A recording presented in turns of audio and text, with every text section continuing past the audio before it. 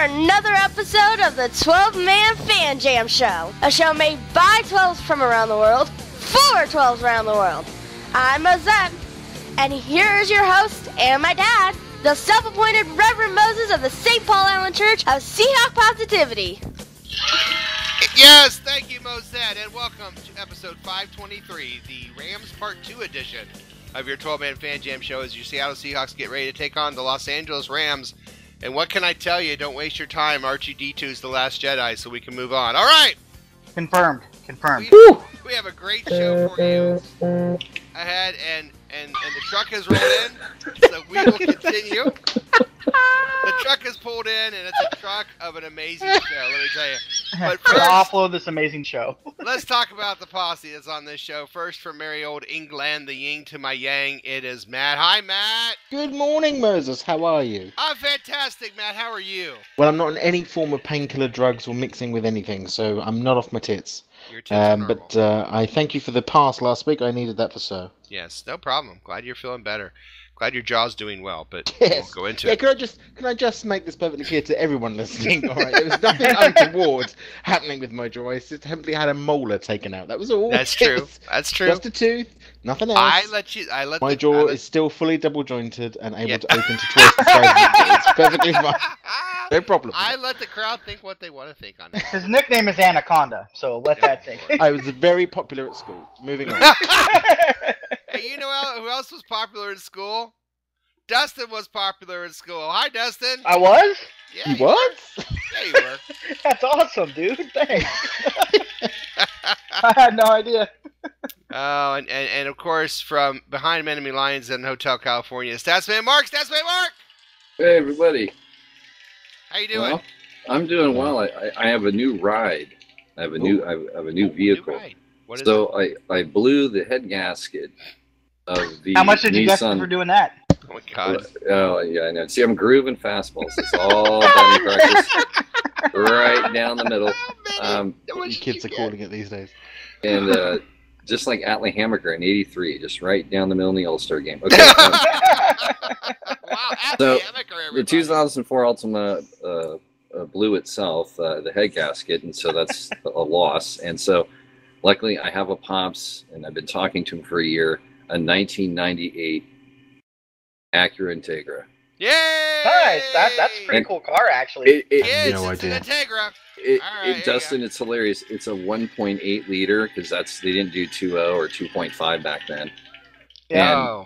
And it only has 76,000 miles. Nice. Hey. And you can make them very fast.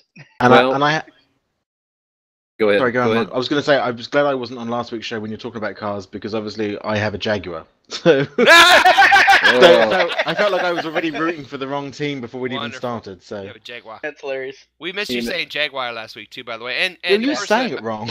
And the person that brought it up was Will, and of course Will's not here this week. He is off to become the Last Jedi apparently. So one more playing thing with his though. lightsaber.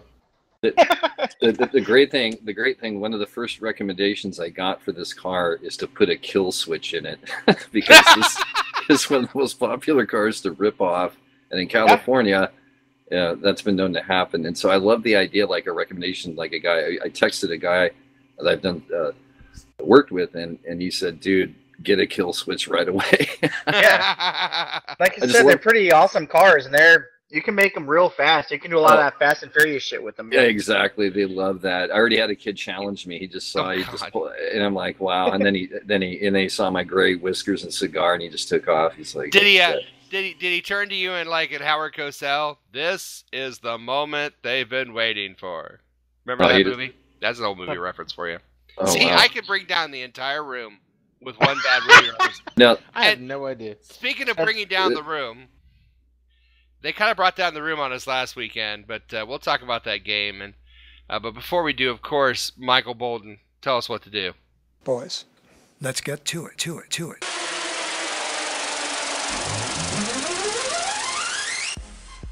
Yes, let's get to it, shall we? The show's run like an NFL football game. We have 4 quarters at halftime. First quarter news. Second quarter, a recap of that loss against the Jacksonville Jaguars, or as Matt would say, the what? Jaguars. Yeah, thank you. Halftime is the best Seahawk themed play-along game on the internet. 12-Man Fan Jam Show halftime trivia Of the world. of the world. Dustin won last week, so yeah, it was pretty awesome. yeah. So enjoy that. Quarter 3, we're gonna talk about. Oh, go ahead, Dustin. You have the floor. Oh, I was just saying I did enjoy that. So Yeah. Thank you. I appreciate it. I'm sure you did. Yeah. And quarter 3, Rams info and how to tell if you are a Rams fan or someone you love may be a Rams fan. And of course, we put all that together, make our predictions, prognostications, and game balls for next Sunday's game between the Seattle Seahawks and the Los Angeles Rams. But before we start, we'd like to remind you to like, share, subscribe to the Seahawk Positivity YouTube channel.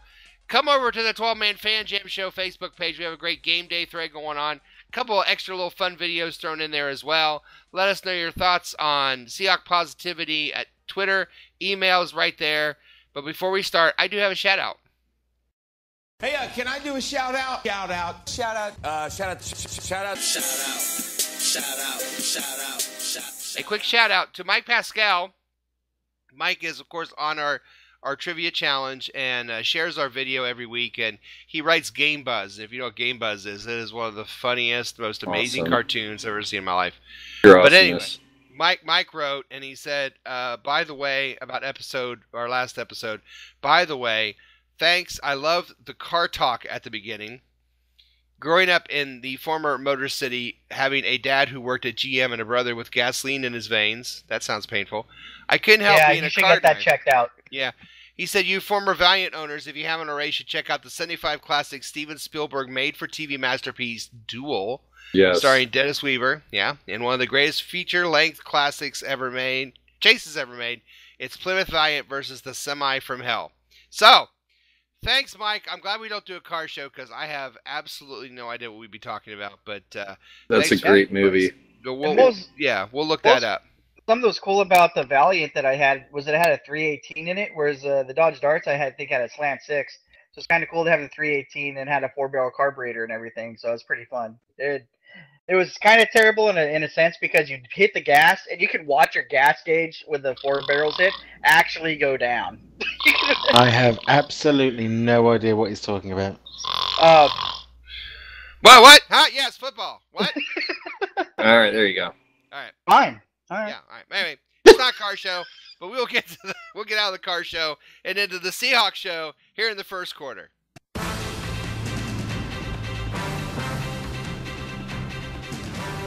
Yes, it's time for the 12-Man Fan Jam Show News Report. Brought to you by this week's sponsor, the Seahawk Lamb Roaster. Roast your favorite lamb with a Seahawk Lamb Roaster. And the news is brought to you by, well, me, because Will's not here. So, have some little ditties for you that you may have missed during the week in the NFL. Did you just say you got some little ditties? I got some little ditties. D-I-T-T-Y. Little ditty about Jack and Diane.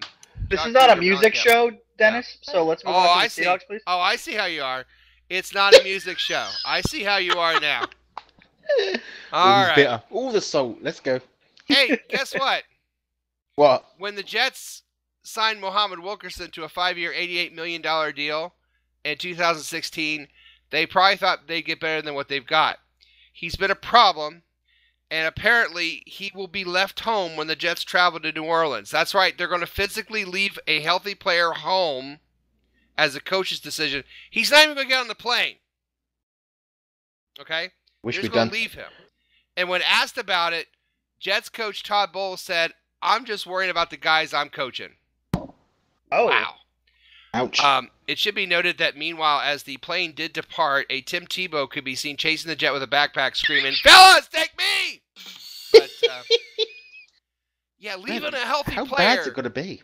Mark, leaving a healthy player behind for no reason other than you just don't want to take him with you. You know, the Jets are so much fun. And, you know, they're going to The Jets are so much fun. Look, they need all hands on deck because the Jets are 160 token underdogs. I mean, 16-point underdogs to the Saints. So it should be all hands on deck. Yeah. Well, be that as it may, let's change the discussion from the Jets into something a little better, and that is, of course, Warren Sapp. Oh, no.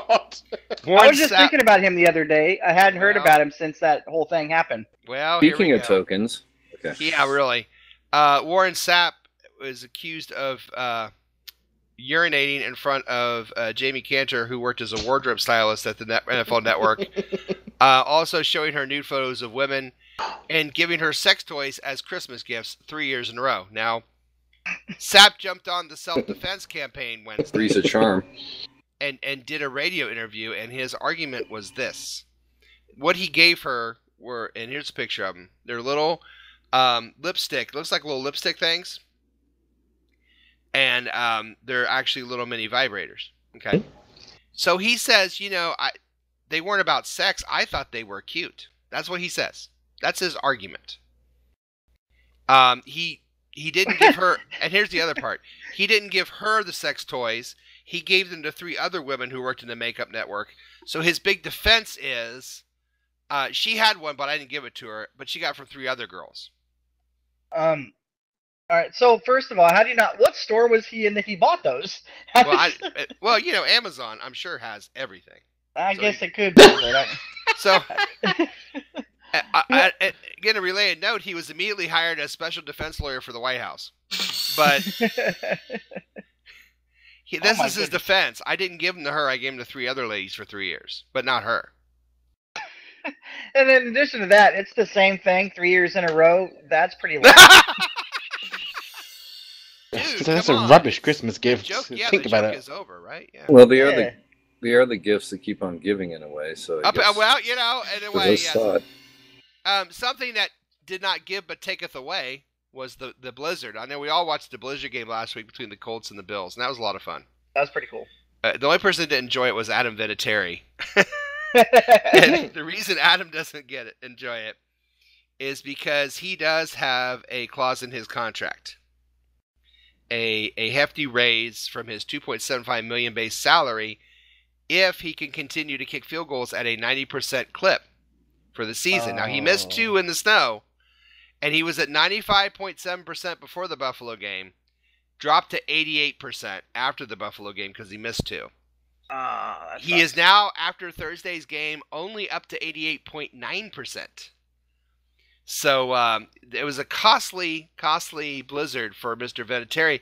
And in a related note, it's also important to note if the Browns go 0-16, there's a clause in their coach's contract to officially wash the cars of all the Browns season ticket holders. So it's got something to show for too. All 3 of them. So cleanest cars in the NFL. Those people. Oh yeah, yes they will. Well, but yeah, poor Vinatieri. I hope he gets it back to 90. And I hope. Here's what I hope. I hope he gets back to 90%. And I hope, like the last game, when he gets to 90%, they just go for it on 4th and 12 at their own at the 20. Just go. We're not going to kick any more field goals. We're keeping them. Keep his money. Who cares? Well, that's what I was going to. Sorry. Go ahead. No, I mean, who cares? I mean, they're going to be 3-13 anyway, so it doesn't matter. Yeah, I was going to say is that what I like is the text that Walsh sent him saying, don't worry about the misses. Nice. I mean, I like having that on the line. That's how you know he's a team player. Because in that weather, he could have easily come up with a bad hammy before the game. I can't play. I've got sniffles. I've got I see 2 things. I see them, if he gets there, not kick anymore. Or I see them like 1st and goal at the 1. They're going to try a field goal because they want to get him up to 90. Yeah. If he goes out there, I'm not sure how this rule works. I don't know if you guys do, but say he goes out there and they spot the ball and he goes to kick it, but he misses because he slips on the snow. Does that count as a missed attempt, or is that just like a fumble? Yeah. No, it's missed. Yeah, it's missed. Is it? Yeah. Oh, okay. Speaking of missed, someone that we have missed, and Will's going to be very upset. But we do have an update on our final news story for the evening from an old friend of the news. Honey, why don't we Johnny Manziel, why don't we get drunk and screw? That's his theme song. Johnny's back in the news. All right. Marvelous. Yeah, he's coming back to pro football. Maybe. Johnny Manziel has been scrutinized since the moment he landed at Texas A&M. So perhaps the process to get approval to play in the Canadian Football League wasn't a big deal to him, but it seems well beyond the norm. ESPN's Kevin Seifert detailed his approval process for the CFL. Just to let them in the league, they have to meet with the commissioner. That was 3 months ago, and the story said the CFL is currently awaiting the results of a multifaceted expert analysis before allowing him to play in their league. The Hamilton Tiger Cats hold his rights, and that's where he would go. He hasn't played professionally since 2015, and in a related note, the Hamilton Tiger Cats have announced that they are now selling booze and hookers at their concession stands for the upcoming season. So I think it's a good sign for them. When you say what did you say it was a multifaceted what? Approval process. Yeah, hold on. The quote is a multifaceted expert analysis. So this is going to be some drunk NFL fans from Cleveland saying, nope. I like the fact that you said he hasn't played professionally since 2015.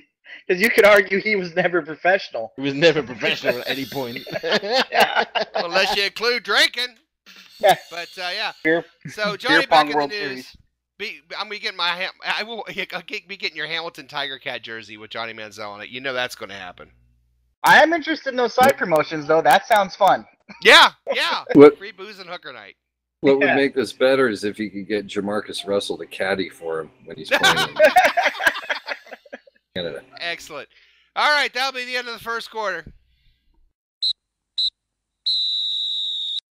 It's the end of the first quarter, bitches.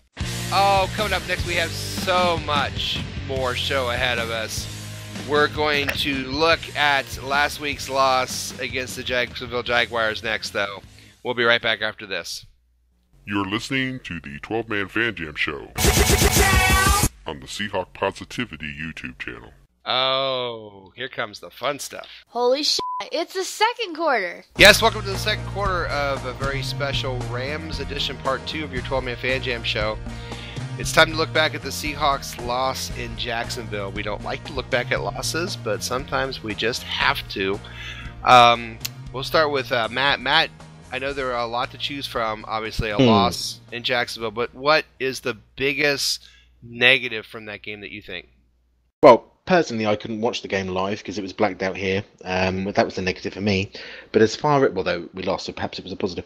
I think the worst thing for me was the pass rush or lack of it.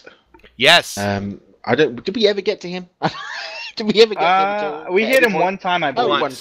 We grazed 27 dropbacks, one hit. I don't know what's going on with our Legion of Doom or whatever the hell they call themselves, or what they call them, Death Row. Death Row.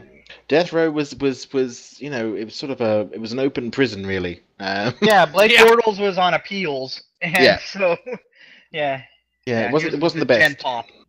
So if you ask me from a major one, there are lots, and so I'm not going to take all the rest for the other guys. But for me, I just think that we've got to do better at getting pressure. You can't allow 27 dropbacks and one hit on it. That's not us at all. And if we're not playing, I would understand if it was like in the secondary and all that sort of stuff, but it's not.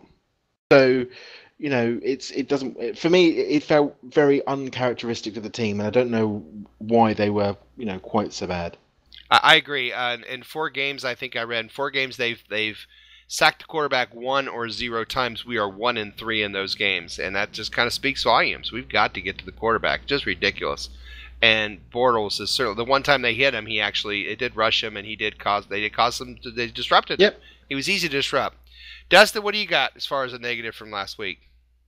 I'd say it's got to be turnovers, man, because that's one of the main tenets of Pete Carroll's philosophies. You cannot turn the ball over, protect the ball, and we didn't do that. And it's hard to win games when you lose that turnover margin or turnover ratio or whatever it's called. Mm-hmm. So we've got to get better, and it's been kind of creeping in there the last half of the season. We're getting more turnovers than we should, and a lot of them are error passes, just not smart decisions on Russell Wilson's part. Mm-hmm. I know we're throwing more than we have in the past, but that doesn't mean we have to be he doesn't have to be dangerous when he throws the ball. He's smart, you know what I mean? Yeah, I do. Matt, did you say something? I was just going to say, for some of the one to Jimmy Graham, for example, was unnecessary. He should have just thrown that away. I do sometimes think he's so intent on making something happen that he ends up making the one thing that we don't want happen. I'd much rather he'd have thought about it a bit longer, but it happens, I suppose. It goes back to the first time I ever heard this term was watching the Bulls in the 90s, where they're talking about you don't force things, you let the game come to you. And they talk about Jordan, how he was able to do that. He didn't force things, he let the game come to him. And within the flow of the game, he was able to make the plays he needed to win. It feels like a lot of times Russell's forcing the play. He just has to try and push it downfield. And I know that's worked for us a lot in the past, but there's games where you just have to take what the defense gives you. Read what's going on, take what the defense gives you, and live to fight another day, because if you turn it over, you can't do anything. Especially if our defense is not playing at the pressure level that we wanted to play at, you can't keep giving the ball to Bortles, because that's just not what we can do. I think I would say though the first interception with Baldwin and the second quarter, I think it was, I give them. I thought it was he could have got a TD on that, so I sort of get that one. I haven't got problems so much with that one. But talking about the one where Baldwin just fell down the back of the end zone. Yeah. That's just gonna happen sometimes. That's gonna happen sometimes, but Sazway, Mark, what you got? Well, really, I mean, I had and this is a thing in general, I had a problem with the game plan because I just did not understand the emphasis, and it seemed like there was an emphasis on throwing it deep. We huck it up there, 6-7 times, and he hit on a couple of them. But, Jimmy Graham, no catches, 1 target, I think, in this game. I do not understand what it is we were trying to do in that game. We know we're playing a very good defense. You can't dink and dunk all game, but you got to get some kind of rhythm going with this offense on the road, because if we don't score early on, it just becomes so difficult. We did put up 24 points in the second half, but the game plan in this game just made no sense to me. Mm-hmm. Yeah, and here's what I really didn't like about it, because they've talked about it and everybody sees it. They're basically the Seahawks defense from 2013, but they have a better defensive back tandem than we did at the time, because the dude opposite of Jalen is way better than Browner ever was. Browner was a hitter, but he wasn't a good cover CB. And the thing is, it's the same scheme. They do the same stuff, the same kind of people. So if you're not sure how to beat them or what to do, and you're having a hard time with that, go watch how people are successful against us. Run some of those routes, you know what I mean? Run some of those run plays, and it'll make a difference. And they obviously did not do that because, like Mark was saying, scheme-wise, it was stupid. Tight ends whoop our ass all the time. That's what I was going to say. Would it be a tight end then, right? Exactly. Yeah. They could have really game planned and focused on Jimmy Graham and put him in positions to succeed, because we know how to beat that zone because we see people do it to us. And they just did not do that. Well, really quickly, it's like I also don't think that like down and distance is kept in mind, because on 3rd and 3 we have 3 receivers running at least 12 yards. It's like, where's the outlet? Stuff like that just kills me. So anyway, sorry. Well, Zorna, you had a really good idea about Jimmy Graham. Would you like to share with the class what you've been pushing for? Well, I will, and thank you, Moses. I'm ready for the laugh track. But my idea, and I love this, it's buried in a Facebook thread, is to use Jimmy Graham as a running back on any number of plays, and just student body left or right, like the Packers did with Ty Montgomery. Not a full time, but what do you guys think of Jimmy Graham in the open field after catching a pitch? Well, he's not a tough blocker. I don't know if he's a tough runner. So I don't know if he's going to break a lot of tackles. Statsman Mark, you know I love you. Yeah. Right? And that's the craziest damn idea I've ever heard, but it might just work. I'm not that... Statsman Mark, you know I love you, but I have an answer for you here. You ready? Yes. What you just said is one of the most insanely idiotic things I have ever heard. At no point in your rambling, incoherent response were you even close to anything that could be considered a rational thought. Everyone in this room is now dumber for having listened to it. I award you no points, and may God have mercy on your soul. Well, it reminds me of halftime trivia. And, that's awesome. So that was a no, Dennis? Like, you don't like that idea? But it's such a random thing, it might just work. What about at the goal line and he takes a flying leap over the entire line? Now that, you know what? That I'm not opposed to. If they're not going to... Because he's tall enough and long enough to where that might work. Because you just got to reach out. And once you reach out and the ball crosses the plane, it doesn't matter if you fumble if they knock it out of your hands. unless it goes out the back of the end zone. But all right, hey, Zordy, I'm going to give you a chance here. Give me a positive from the game. Positive from the game. You know what? This team, they fought very hard in the second half. They put up 24, despite all the stuff that they could have done to impede or block themselves or shoot themselves in the foot. They still were in this game, and that's what is so frustrating, is that we are our own worst enemy. It's not anybody on our schedule. We can't get out of our own way. It's been the theme all year. But they didn't quit. I agree with you. They did not quit. They never really do, but that was nice to see. Yeah, it was nice to see. I agree. Matt, positive. I think the most positive thing to come out of this game was that you're now on my tour wagon bus, aren't you, Moses, for the get rid of Blair Walsh. I am. I am officially in the #cut Walsh. If you're out there listening, also I don't Fetty. care. Yeah, and a Fetty. But we're going positive here, guys. Dustin, give me a positive. Oh, I don't see how those are negative things. How's that negative I'm happy to say he sucks. Yes. Addition by subtraction. Yeah, really. Dustin, give me a positive. So one of the positives that I wrote down is actually the same as Mark about the no quit, which is awesome. It doesn't matter who you throw out there.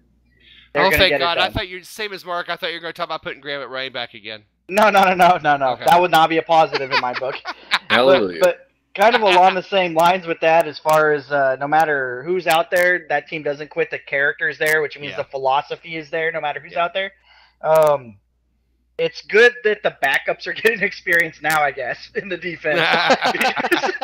it's better game film than preseason, so we know what we have next year. We know who we want to keep and who we don't. Can anyone hear a barrel being scraped somewhere? Yeah. And listen, they didn't quit, and I was just about ready to say I've never seen a team like this quit under Carroll, and then they just start kicking it in, and they didn't quit, and that's huge, and it's going to be huge if they get to the next level of which would be playoffs. And I say if because right now there are 7 seeds. So, but if they get to the playoffs, and these next 3 games are going to be very crucial to that. Obviously, that lack of quit while other teams are fading or realizing how important these late season games are.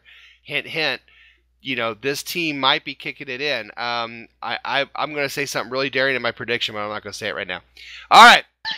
So in that case, is that what you meant by you were going to say in your prediction? No. Let's go to 2-minute war. Let's go to caption that picture. I'm going to stop right here. Go to caption that picture. Mm-hmm.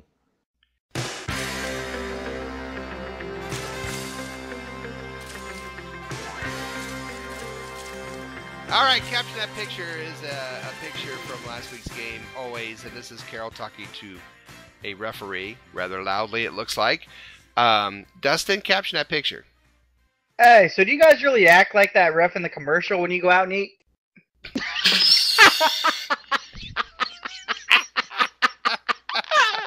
love it. Oh my gosh. Hey, Mark, caption that picture.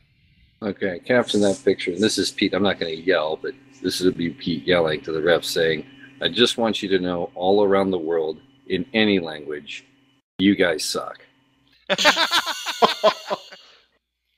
That was well done. Matt, caption that picture. This is Pete Carroll. So, just let me check again. Are you sure it's not in the rule book for me to go out there and kick this field goal? You've heard of player coaches, right? Suit him up. All right. I have 2. One is awful. I'll save it for last. Here's the one that's not so awful. Yes, you can borrow some of my gum if you really want to. And the last one. Oh, here we go. Yeah. This boy. We're going to lose everybody that listens to the show right now. Here it comes. I think we're the only ones. This is, yeah, I know. This is Carroll. And Will already quit. No, Carroll, no. He can't pull Richardson down just because he thinks he's packing. All right. And now, Wow. Oh, my goodness. And now we go to the 2-minute warning. Oh, dear. Holy shit, it's a 2-minute warning. All right, the 2-minute warning. Oh, boy. We all know I'm talking about. That last play was ridiculous. I mean, come on. They basically pulled down Richardson for no reason. All right. Okay, first on the scores. The Posse Prediction Challenge, first on the score. 3 points for Little Mo because he had the Seahawks score 24. A point to Statsman Mark for the best score. He said 30-20. It was 24-30. You know, we'll give it to you. No prognostications. No game balls. The over and under was over, so a point to Jose, Mike, Statsman Mark, Matt, and Moses. Individual scores look like this for the week. Little Mo 3, Statsman Mark 2, Jose, Mike, Matt, and Moses 1. Overall, Mike still leading at 35, Will at 31, Jose at 29, Moses at 26, Statsman Mark at 24, Dustin at 21, Little Mo at 19, Tom at 18, Matt at 17, and Mark Ty Turner at 16. Meaning, with just 3 more predicted games to go, well, probably more if we get in the playoffs, Team 12 117, Team Posse 119. Still leading by 2 points, gentlemen. Losers. Sink it in, boys. All right. Holy shit, it's halftime! Coming up, so much more show. Will the Seahawks bounce back at home? Will the Rams keep a hold on the West? Is anyone comfortable ramming it? All these answers and more just around the corner. But first, another fine edition of 12-Man Fan Jam Show Halftime Trivia. Coming up next! Hi, I'm Rosette, and you're listening to the 12-Man Fan Jam Show. Yes, it's halftime, and welcome to another fun-filled edition of the best play-along Seahawk-themed trivia game show on the internet. It's time for 12-Man Fan Jam Show Halftime Trivia. And here's your host, the self-appointed Reverend Moses of the St. Paul Island Church of Seahawk Positivity. Yes, thank you, Mia. Welcome to another fine edition of 12-Man Fan Jam Show Halftime Trivia. Of the world! The trivia game that tests the knowledge of both our posse and our listeners. Our contestants are the posse themselves. I don't get it. No, I was supposed to say that right there, right? Statsman Mark and Matt, here are the rules. So here's how the trivia game works. There'll be 2 rounds of questions. Each contestant answers 1 question each round. If they get it correct, they get 1 point. After 2 rounds of questions, there'll be a final trivia question worth 2 points. If there's a tie after that, then the tie players go on to a special secret overtime question where the winner becomes reigning 12-man Fan Jam Show Trivia Champion and also gets a prize chosen especially for them. As an added bonus to those listening on the Seahawk Positivity YouTube channel, the questions and possible answers will be displayed on your screen so you, the viewer and listener, can play along as well. If you do, please let us know how you did on the questions. Remember, there's no Googling, no phone a friend, and please, no wagering. However, there is a lifeline. Now let's get ready to play 12-Man Fan Jam Show Halftime Trivia. What? All right. I'm laughing because he's laughing, but I don't know why. All right, here we go.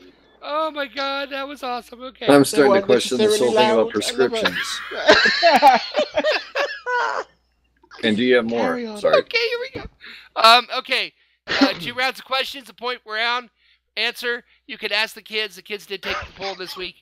And of course, our final question, which nobody ever gets. So here we go. Dustin was our champion. We always last screw week. up. Yeah. Dustin, question 1, 2, or 3? 3. Okay. Mark, 1 or 2? In the spirit of where I finish in this thing, too. And Matt is at 1. That was so unnecessarily loud, it made me jump. I love it. Carry on. Yeah, we're on. Are you ready? Yeah. Oh, okay, here we go. You're welcome. Excuse me. All right. All right, get your game face on. It's trivia time. Here we go, Matt. Yep. Hey, Matt, the last time the Seahawks played the Rams in Seattle, how many times did the Seahawks sack Jared Goff? 2, 3, or 4? Dance! Oh, no, I should know this. 2, 3, or 4, how many times did Jared Goff go down to the ground? I think he went down 4 times. I said to the ground! In the same night? He was earning some money. Oh. He should have missed a show with sore jaw. Going to the clam bake. West LA is nearby. 4 times. 4 times! It was 4, was an option, wasn't it? Yeah! It was 1, 2, and 3. I think I'm the only one that picks things that aren't options, man. Yeah. Did he say 1, 2, or 3? And I'm like, oh, crap. This done a Dustin. You said 4. Yep. And Lil Mo said 4. Yes! Yeah, it's 4. I remember. Here's that ring. He was so confident he wasn't sure, but oh yeah, now I remember. Yeah, it's 4. All right, Mark, it's time for yours. The last time the Seahawks played the Rams in Seattle, how many total turnovers were there for both teams combined? 1, 2, or 3? How many total turnovers for both teams together? 1, 2, or 3? Oh boy. I'm going to say 2. He's going to say 2. Mosette said 2. Little Mo said 3. You said 2. Nah, it was 1. Seattle, and that was it. Well, you know, if Matt and I had neighboring like apartments and somebody rang Matt's doorbell, it sounds so much kinder. You know, like mine like no, but it's like I'll get it. And mine's like It's just torture. Okay. So. Nice. Oh my God, Dustin. Yeah, what? Hey, former Rams great Deacon Jones. Yeah. Was the first to coin the phrase sack for sacking quarterbacks. Okay. He was also the first to do what? Use the term blitz, use a head slap in his pass rush, or drop back in pass coverage from the defensive line. What's his claim to fame besides the phrase sack? Using the term blitz, using a head slap in his pass rush, or dropping back in pass coverage from defensive line. Well, man, the rules back then, you could probably slap him in the head. Now you can get in trouble for that. But I like the idea of him changing it a little bit where he drops back in coverage. So I'm gonna go with that. So he's first to drop back in coverage as a lineman. Okay, drop back. You don't want him to smack your helmet. No, we get concussions now. Okay. So you said Matt gets it. Head slap and pass coverage. Oh, I get it. I knew the answer to this one right away, of course. This one actually, you know. Little Mo said the head slap. Mosette said drop back and pass coverage. You said drop back and pass coverage. No, it is using the head slap. He was first to use the head slap in a pass rush. So, well, you know, that may be the case, but as it is, Matt has a point, Dustin and Mark have 0. So we will use, we will go Matt, Mark, and Dustin to pick your 4, 5, and 6. Matt? 4. Matt goes with 4. Mark? 5. And Dustin gets 6. Got leftovers, please. That's what she said. All right, Matt, here we go. Question 4. The first time the Seahawks played the Los Angeles Rams in Seattle, the very first time, how many pass completions did Jim Zorn have? 1, 2, or 3? That's right. What? I'm not kidding. How many pass completions did Jim Zorn have? 1, 2, or 3? Hey, it's beautiful. I chose this guy as my namesake. And he did not. He played the whole game as quarterback. It wasn't like he got hurt in the first quarter. Oh, wow. No. That sounds I hope like we ran a lot. It sounds like good value in that what day. did we score in that game? Don't answer. I'll ask the kids. Ask kids. Little Mo said 1. Mosette said 2. I'll go with 2. You go 2? Yeah, because 1 just sounds so pathetic. It does, doesn't it? You're going to go with 2, though? Yeah, it's there. It is. 2. Are you ready? What was the score? They had negative -4 yards for the game.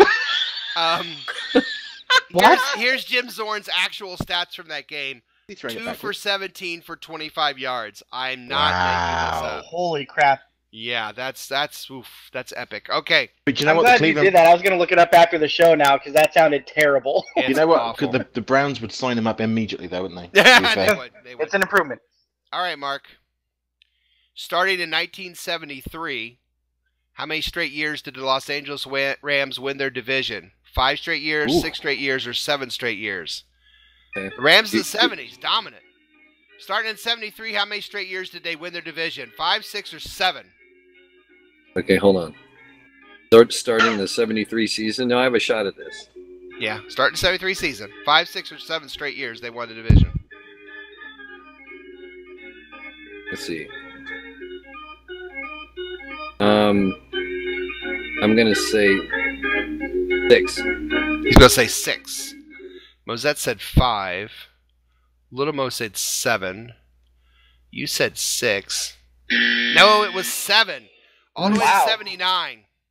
And that was the year they went to the Super Bowl, of course, behind Vince Ferragamo. Oh, Jesus. Yeah. Of course, of all seasons I leave out, it's the Super Bowl one. Well, that's all right. That's all right. That was a Cleveland Brown moment. Well, there's only 1 point so far, so everybody's still got a good chance. Dustin. Yeah. You got another question about one of the fearsome foursomes. You just answered one with Deacon Jones. Former defensive lineman and part of the Ram fearsome foursome defense, Rosie Greer.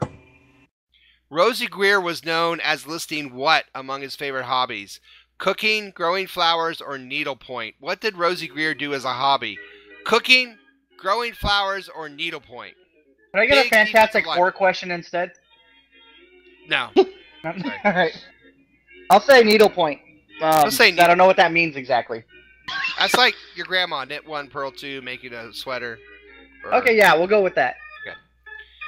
Okay, Mosette said growing flowers. Little Mo said needlepoint.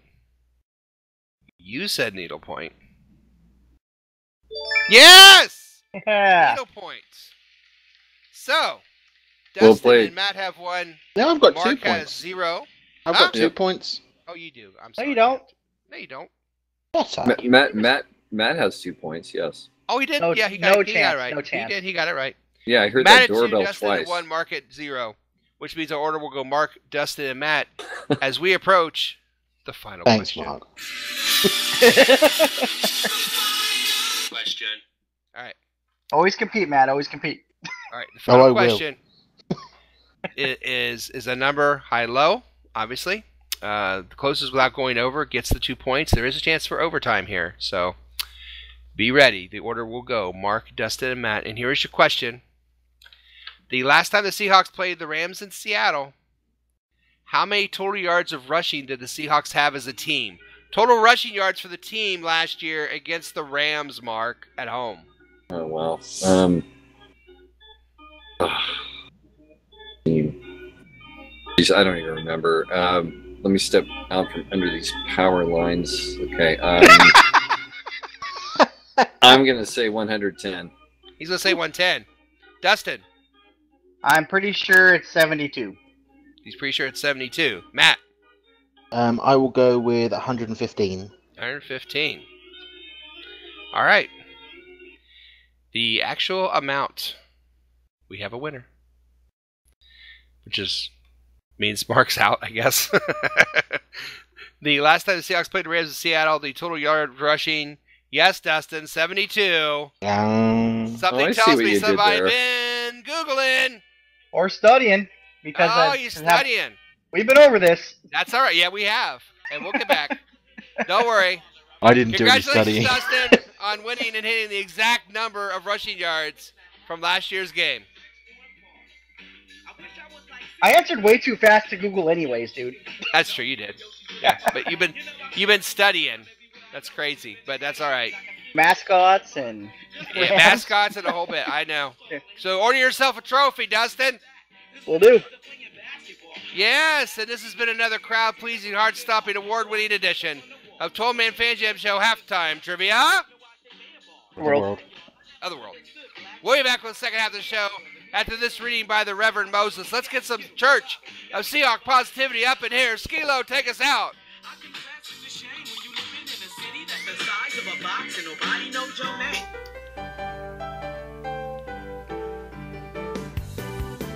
And now it's time for a reading of Seahawk Positivity with the Reverend Moses. Yes, this is the Reverend Moses of the St. Paul Allen Church of Seahawk Positivity, a reading from the book of the 2017 NFL season, chapter 14, verses 3 to 12. There's much left to be done, many challenges ahead yet to meet. Returning homeward, there are beasts from the land of stars. Those beasts with horns do come into our land. They do want to take from us what is rightly ours, but we shall not allow them, for our voices shall be strong and our will shall be stronger. We shall lift up and strike down upon the sheep of California, and they shall be lambs silenced once and for all, for they shall be silenced within the power of Seahawk positivity. This is the good word of Seahawk positivity.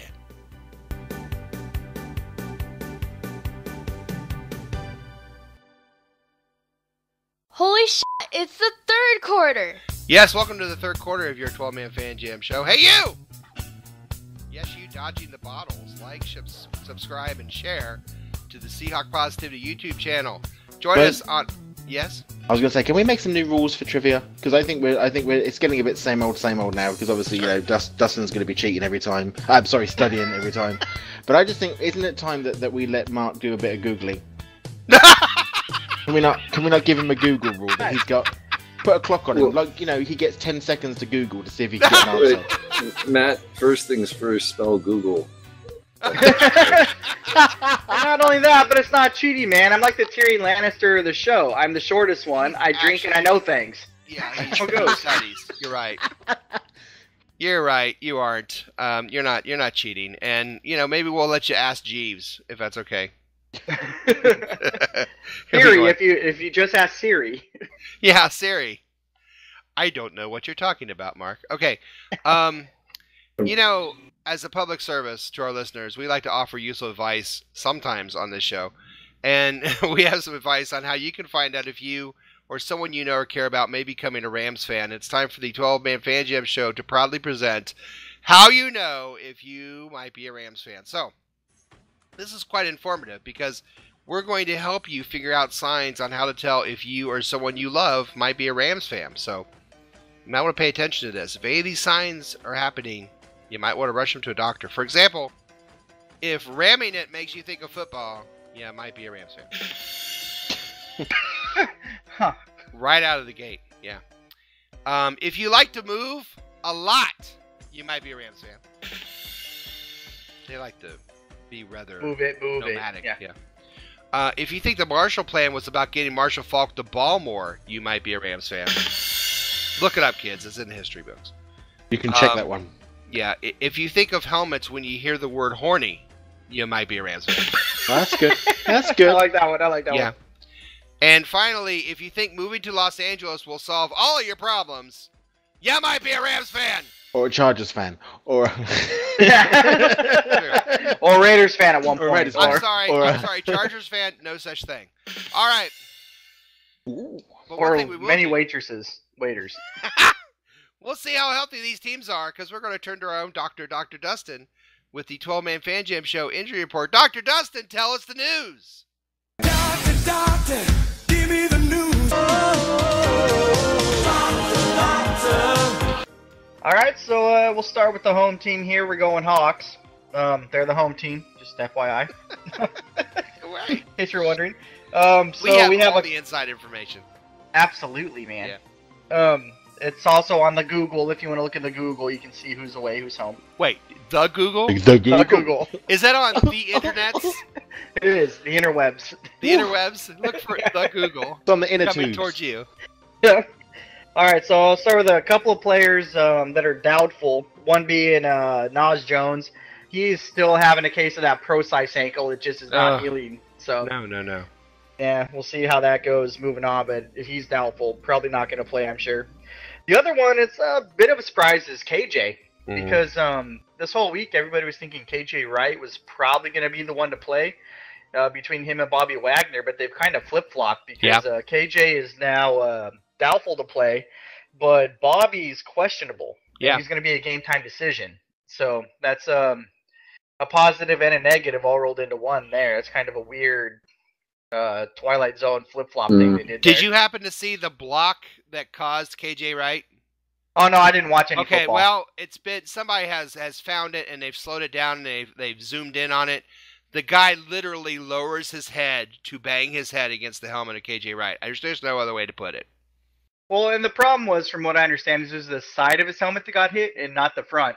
And so it's the way the helmets fit, you're a little more vulnerable on the side than the front. So, but this was a case of this guy lowering his head to lead with his head towards the head of another player, and nobody said anything. But yeah, I heard that's against the rules. I've heard that too, but I'm sorry. Go ahead. I apologize. All right, and then we got. No, don't apologize. I interrupt you all the time, man. That's how it works. It's give and take. I mean, I'm not the Yankee or Ying or whatever, but it's give and take. Yeah. Anyways, Deion Jordan is going to be back, which is great. Yes. We need some help on that defensive line. It goes right into that whole pass rush thing. And part of that might be we've been missing Nas Jones and Deion Jordan, and the rotation isn't what it should be. So those guys just might not be as effective because they're not getting the rest they need during the game. So a lot of those guys are older, and it's late in the season. Then we fast forward over to the Rams. Only guy that's really out or questionable is Brandon Allen, third string quarterback. I thought they had a couple defensive backs that was a problem. Are they? One of them, I can't remember his name off the top of my head, but all I went off was people that are going to play or questionable that are on the active roster. Yeah. One of them got hurt last week. Who was it? Was it Webster? Webster, yeah. Yeah, I think he tore his Achilles. I didn't read anything about him, but just watching him in the game, it looked like he injured his Achilles.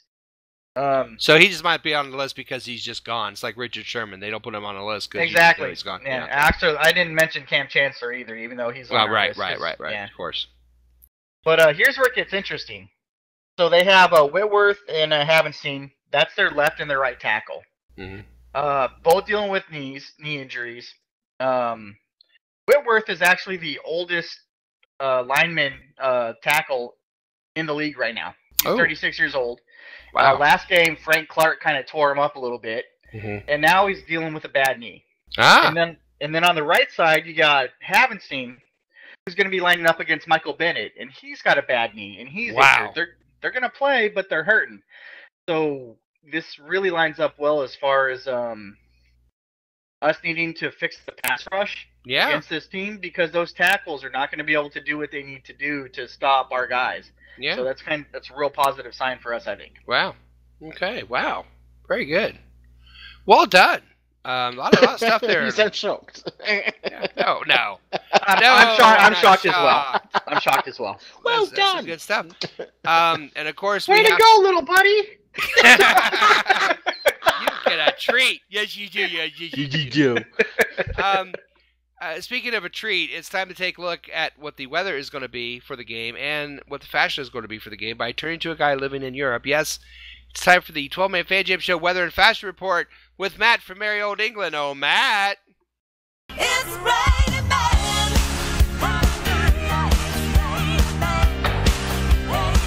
Yes, thank you, Moses. So, after my absence last week, may I take this opportunity to thank you, Moses, for stepping in and providing our listeners with all the necessary weather information. Which I sucked, but you're welcome. Actually forgot to mention any of the weather information at all. I did. And instead you got totally fixated on swimwear and your experiences of shrinkage whilst wearing banana hammocks. There's a pool in Jacksonville. What am I supposed to do? It was certainly enlightening. Yeah. So anyway, I've emailed Earl. You remember Earl. Now, but sadly he hasn't been able to respond as he's worried that by using Gmail his internet service provider will now charge him $5 per mail. So as Earl battles with these new net neutrality rules over there in the States, I decided to Google the weather, as it is still free over here in Brexit land, and we aren't currently playing trivia, Dustin, so I can't Google. The weather says it's going to be 48 degrees Celsius with a chance of drizzle. And just to clarify, that's not the lemon drizzle kind of drizzle, no. This is cold, wet drizzle that leaves your ball slippery and hard to get hold of. It's mine and Aaron Rodgers' worst nightmare. So now that we know the weather... So now that we know the weather, what can we possibly wear to this game? Well, this is probably the most important game of the season, Moses, against the LA Rams, and we all know what Rams are best for. Wool, Moses. Wool and lamb chops. So this week, everyone needs to dig out their worst Christmas-inspired woolen jumper, complete with optional woolen gloves, woolen bubble hats, and anything else made of wool, which will get completely saturated in the drizzle and become heavier than wearing cement clothes. As for me, if I was going to this game, well, there really is only one look for me. We need to keep these Rams under control. And the best way to keep sheep under control, well, that's to go dressed as a shepherd. But Not any old shepherd, as I don't want to get confused and end up in some damn primary school nativity play. So I would have to go as Little Bo Peep, complete with lace dress and bonnet, pink shepherd's crook, and a sheepdog called Stinker that farts a lot and occasionally sticks its nose up your crutch. That being said, it looks like it's going to be perfect Seahawks weather. Moses, back over to you. Oh my goodness. Kids, did you like the weather and the injury report? Yeah, they're pretty amazing. Thanks, guys. You're welcome. That was some good quality podcasting right there. And so is this. Jose did send a quick question, and we have just a couple seconds here to go over that. So Jose wants to know something. I wanna know what you're thinking. There are some things you can't hide. I wanna know what you're feeling. Tell me what's on your mind. All right. Every week, Jose, one of our listeners, likes to send in a question to ask the crew if there's time, and we're going to make time for it.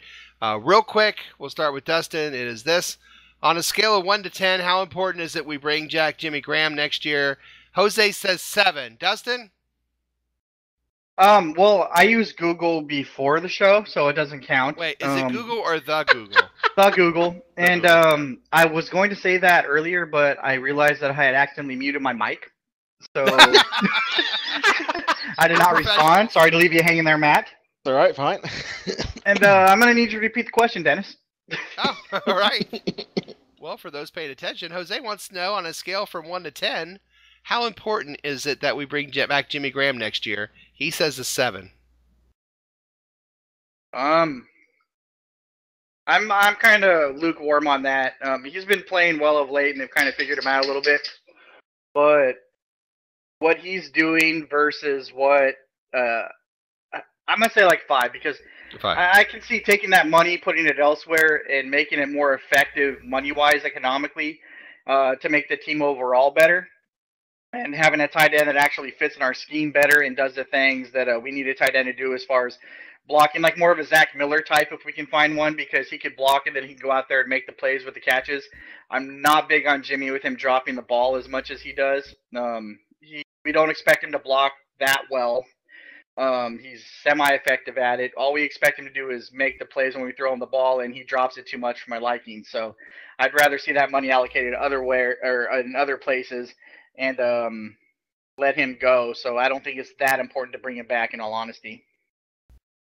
And not in addition to that, if he goes and he signs a big contract somewhere else, that actually helps us in the draft because of the rules as far as if we don't replace him, we get draft picks of a certain level based on the contract of the player that leaves. So, all right, thanks for that nice short answer. You're welcome.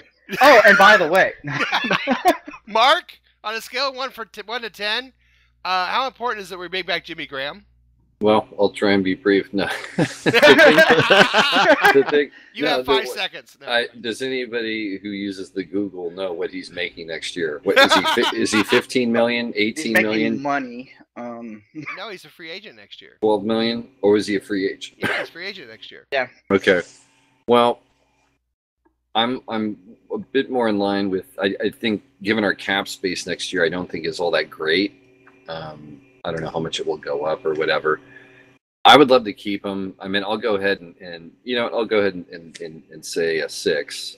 So right. I'm leaning more towards keeping him, but I don't know what it'll cost. But well, on the flip side, if Cliff Averill ends up retiring because of his injury and he should. Cam, that does sounds like he's not going to, by the way. But go ahead. Yeah, I'm just saying that just frees up money if those things happen. Yeah, Matt. 1 to 10. Yeah, on a 1 to 10. No, I'm not just give you a number. I'm not. You're not the boss of me. I'm not the boss of anybody, apparently. I agree very much with what Dustin said. Actually, I think that money could be better spent now. Jimmy has taken a very long time to get into this sort of stride that he's in at the moment. And his droppage is a problem. I'm probably on a 4. I'd much rather now look to the draft and look for blocking tight ends. That would be useful. All right. I say 10. I say not just a blocking tight end. Sorry, I was going to say not just a blocking tight end, but like a multi-tool tight end. Somebody that can do all well. not one thing great, but all of it consistently and well. Cooper Helfer. I'm sorry. Oh. Okay, now it's the third quarter. It's the end of the third quarter, bitches. Coming up next, it's our predictions, prognostications, and game balls for the Rams game. You're listening to 12-Man Fan Jam Show. It's all Matt's fault. We'll be right back after this. You're listening to the 12-Man Fan Jam Show on the Seahawk Positivity YouTube channel. Nobody cares. Holy shit, it's the fourth quarter. Oh, yes, it's the fourth and final quarter of this episode of your 12-Man Fan Jam Show. In this quarter, we do make our score predictions, our prognostications, and, of course, our game balls for the upcoming game between your Seattle Seahawks and the Los Angeles Rams. First look at the numbers. I know this has changed a bit, but when I did it, Seattle was a 2-point favorite. I think they've now become an underdog. It doesn't matter. Over-under is 48.5. Quick disclaimer, these numbers have been presented for entertainment purposes only. The 12-Man Fan Jam Show does not endorse betting on anything at any time. Please do not take anything we say seriously ever on this show. Okay, it's time to look at our picks. But before we do, we got to ram it, baby. Oh, yeah. Oh, yeah. I'm slow clapping out. They play out. this at the stadium now. Have you listened to the Rams home game? They play this. This is like a fight song for them now. Yeah, I've heard it. Do you know how to ram it? Do you know how to ram it? Seriously. Okay. All right. By the way, let's do this. Use the Google and figure it out. Yeah. I did use the Google, Dennis, just now, and I found out that Bob Crane co-wrote this song. So perfectly. Sorry. Look that up, kids. Bob Crane. Big Bad Jackie Slater about to hold. Jack's gonna rap. Wow, that's painful. Okay. Jose, 31-28. Prognostication, Frank Clark gets to the quarterback and gets a sack game ball. I got to go with Russ. I'm going to need a defibrillator after the next 3 games. That's what he basically said. Tom, 27-14 Hawks. Baldwin, 100 yards receiving. Game ball to Baldwin. Little Mo, 30-24. Rushing TD, not rushing. Russell Wilson was his prognostication. So a running back will get a rushing TD. And Wilson with his game ball. Mark Ty Turner, Hawks 24, Rams 20. Lockett gets a punt return TD, and game ball to Russ because he's Russell Wilson. Mike Pascal, who's leading, says prediction, I'm going the other way again because it worked in week 5. I'm giving up my lead for the good of the team. You're welcome. Seattle 26, the Rams 31. Prognostication, at least 4 sacks by both teams combined. And game ball, Earl, baby. So that's Thomas. Team Posse, Will, who is not with us this evening, did send his in. Prediction, Seahawks over Rams, 30-27. Prognostication, Blair Walsh kicks the game-winning field goal with less than 2 minutes remaining because everything else has happened in this damn bizarre season, so why not, he says. He needs to not be drunk when he sends in his stuff. We're trying to win this. I know. He shouldn't. I'm dreaming of a Walsh Christmas. Sorry. Our D-line has come through this Sunday. All right. Now, somebody's rapping 89. I don't even know who this guy is. Probably a guy who played like 2 years for the Rams. Gets in a Ram video, right?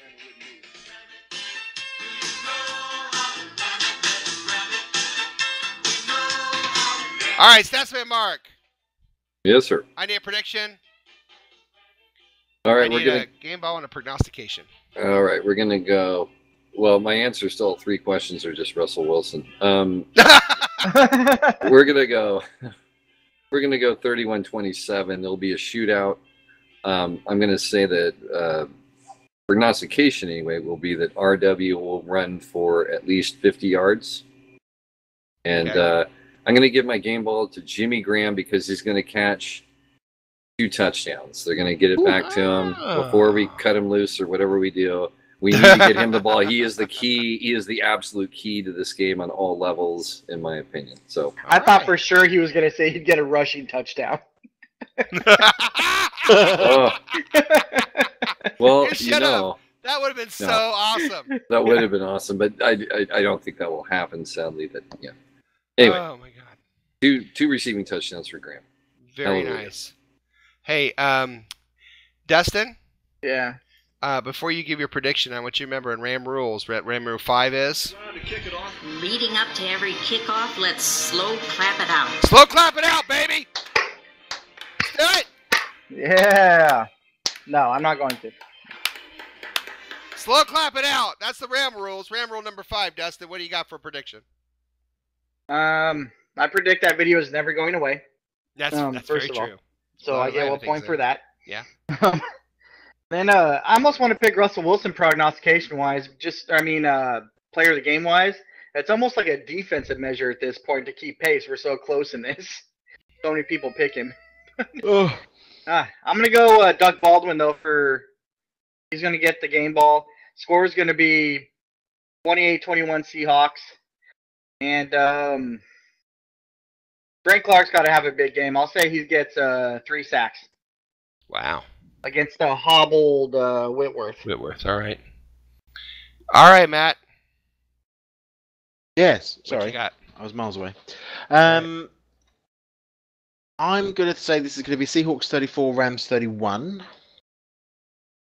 It's going to be a bit of a shootout. I'm going to give my game ball to Russell Wilson because we are so close and we need to make sure that if everyone's going to get the points, we all get the points.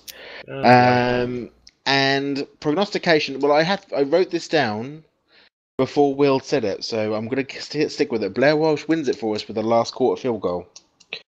He's practicing at the field. He's not even going to Renton. He's actually kicking at CenturyLink and practicing there now to try and get an idea of why he keeps missing. So can we give him? I mean, okay, I'm off his bandwagon, but can we at least give him credit that he is trying to be? Well, the dude's on a $14 million contract, Dennis. Yeah, he should be able to him kick for trying to not lose his job, I guess. But whatever. Yeah. But I mean, what's he going to do? Is he going to fly to every away game and start kicking in their stadium 2 weeks before just so he can make sure that he makes them? I mean, it's a nonsense. But anyway, for this one, I say he's going to win it with a last quarter field goal. I'm not saying it's going to be a last minute field goal. It's going to be a last quarter field goal. And he'll be the last scorer that we have. Yeah. All right. Put him into Howard Johnson. Yeah, he could. Well, this guy looks like he's already 40 years old and he's still playing football. All right. Sorry, I was watching the Ramit video again. My turn. So the big bad division leading Rams are coming into town. So what? There's a stat for you. Last 4 weeks, this team has been 28th in the NFL defensively in just about every single ranking. So, Except 32nd in rush defense, I believe. Yeah, maybe it's time for this offense in Seattle to step up and take the West. No Chancellor, no Sherman, no KJ Wright. No problem. Watch my game ball running back Mike Davis. That's right. Mike Davis score a rushing touchdown. He's also my prognostication as the Seahawks win by a score of Seattle Seahawks 27, Los Angeles Rams 16. And I hope you all watched last week because the Seahawks lost last week, and I'm going to say this right now on this show. They're not going to lose the rest of the year. Ooh. And that includes the playoffs. Playoffs? Stay tuned. Well, to football. It looks like it's time to bring another wonderful and amazing 12-man Fan Jam show to a close. We are so glad you decided to waste some time with us. We hope you laughed a little, maybe you learned a little something. What did we learn? Well, we learned that Johnny Manziel may not even be good enough for Canadian football. We learned that the New York Jets like leaving players behind. We learned that Dustin learns a lot on the Google. And that Statsman Mark has a weird doorbell. And finally, we learned that Matt's jaw is double jointed. So, for your comfort, is that the way? Is that It's not like you were going to do that then. Here we go. On behalf of my partner in crime, Matt, our new sound Shadowhawk Will, wherever he may be, Statsman Mark, Dustin has the Rosette, Little Mo, no, sorry. Vince Ferragamo, Jackie Slater, Sheila McRae, Art Carney. Good night, everybody. Go Hawks! Slow clap it out, bitches! Slow clap it out!